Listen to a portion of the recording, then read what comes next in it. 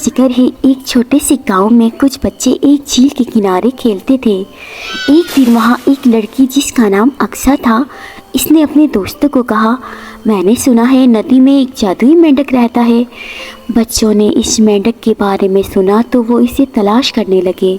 احمد، فاطمہ، اکسا ایک خوبصورت جھیل کے پاس پہنچ گئے جہاں انہیں ایک عجیب سا مینڈک نظر آیا۔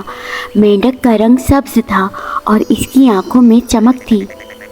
احمد نے مینڈک سے پوچھا، تم کون ہو؟ مینڈک نے مسکرا کر کہا، میں ایک جادوئی مینڈک ہوں اور میں تمہاری ہر خواہش کو پورا کر سکتا ہوں۔ بچے حیران ہو گئے اور اپنی خواہش کا ذکر کیا۔ اکسا نے پہلی خواہش کی، میں چاہتی ہوں کہ میرے لیے خوبصورت سا محل ہو۔ جادوئی مینڈک نے ہلکی سی مسکان کے ساتھ محل کو حقیقت میں بنا دیا اور اکسا محل کے اندر خوشی سے چومنے لگی۔ وہ اس محل کو پا کر بہت خوش تھی۔ احمد نے بھی اپنی آنکھیں بند کی اور بولا، مجھے ایک سپر فاسٹ سائیکل چاہیے۔ جیسے ہی اس نے آنکھ کھولی تو دیکھا اس کے سامنے ایک نئی سائیکل کھڑی تھی۔ فاطمہ نے بھی خواہش بیان کی، مجھے ایک سفید رنگ کی پیاری سی مانو بلی چاہیے۔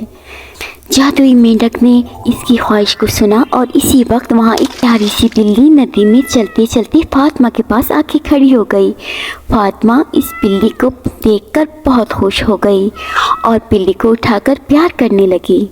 بچوں نے سمجھا کہ جادوئی مینڈک ان کے لیے کچھ بھی کر سکتا ہے، پر پھر ایک دن جب وہ ندی میں کھیلنے آئے تو انہوں نے دیکھا کہ مینڈک اب غائب ہو گیا ہے۔ بچے اب بھی اکثر اس جھیل کے کنارے کھیلتے ہیں اور وہ اسی جادوئی مینڈک کا انتظار بھی کرتے ہیں اور ان کو یقین ہے کہ وہ مینڈک پھر کبھی ضرور آئے گا۔